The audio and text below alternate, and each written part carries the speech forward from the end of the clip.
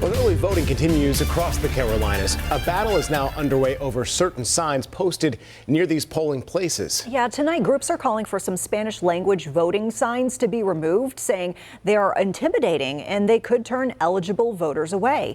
WCNC Charlotte's Jesse Pierre is joining us from Northwest Charlotte at the Betty Ray Thomas Recreation Center.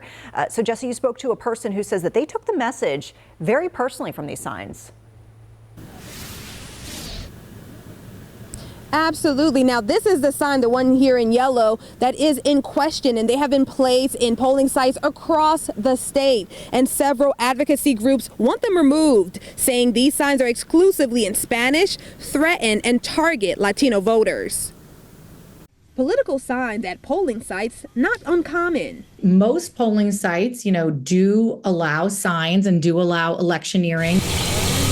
This one in particular is causing a stir. So just to be clear, the signs are only in Spanish. And so we had gotten a number of reports of people seeing these signs and feeling like they could be intimidating. It translates to say, warning, if you are not a citizen of the United States of America, you cannot vote in elections. It is illegal. It is a crime.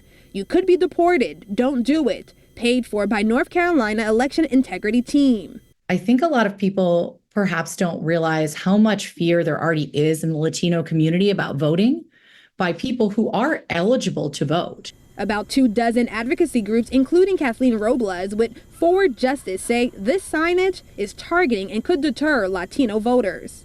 They may come from a mixed status household where, say, their parents are undocumented, and they want to make sure that nothing is done that could be putting their undocumented family members in danger. This letter has been sent to the North Carolina State Board of Elections requesting the signs to be removed.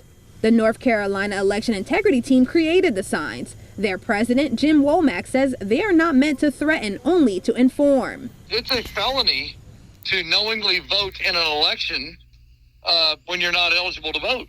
It's a felony. And in order to help prevent non-citizens from committing a crime, we thought it would be appropriate to put signs out at those locations so that they're cautioned.